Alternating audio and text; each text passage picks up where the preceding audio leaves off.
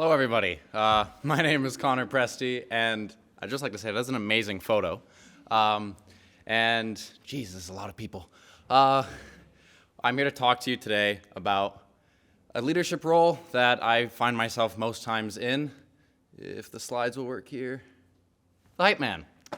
Now, if some of you don't know what a hype man is, or what they do, even, they start chants, get people cheering and generally standing up, and finally, general shenanigans.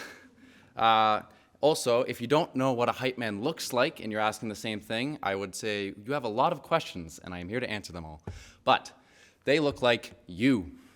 You may not know it, but every hype man person that you see getting up in front of maybe your church or maybe another event exists in all of us.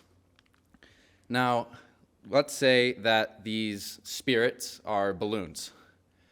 If it'll work here. Yeah, like this. These balloons can change size depending on what's around them. And depending on what influence you have, they can get bigger, like the biggest one over there, and smaller, like the smallest one. Now, I'd like to share you a story, and for context, my school at Bow Valley does a big assembly every year at the start of the year to tell you what new things are going to happen that year.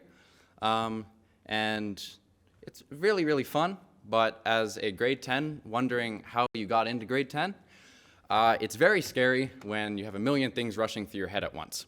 You have grades, you have what sports am I going to do, how am I going to have a social life again this year, and on top of it all, I took leadership, and I have no idea how that works. And as I'm thinking and all of these thoughts are going 100 miles in my head, 4 students come from the other end of the gym. And when they do, they start talking about how these amazing things are planned for the year and how, it's going to be so much fun. And at the end of one of their talks, the mic gives out. And they have to talk a lot like this. Now I'm thinking, how would I do that? I would freak out and probably go into that corner and maybe cry. But again, I'm thinking, how am I going to deal with that? I would have to walk out of the gym or maybe stop completely. And right now I'm thinking, maybe some of you can't hear me, so I'll come back here. But I saw that, and they did exactly that.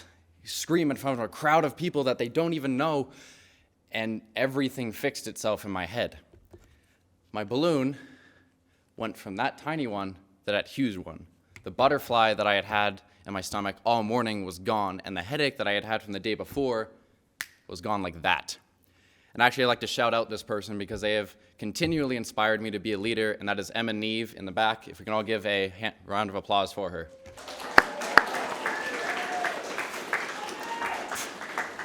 Thank you so much, and I don't know how we're going to do helping hampers with you again. But moving on, I found myself here. Right.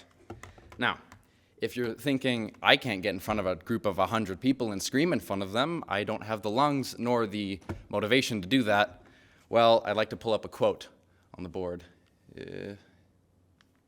Come on. Come on. All right, well, there it is. Courage is not the absence of fear, but rather judgment that something is more important than fear. Oh, we've gone too far. And that's by Ambrose Redmoon. And what I'd like to dive a little deeper into that is that if you're scared of something, if you want to be the person that yells and inspires people and makes those balloons bigger, but you're too afraid, find something that you really, truly love to start your journey first. Whether it's an event at your neighborhood cleanup, or if it's as big as a Connect Summit like this. As long as you make that first jump, everything becomes so much easier, and you're able to start affecting other people's journeys. Thank you.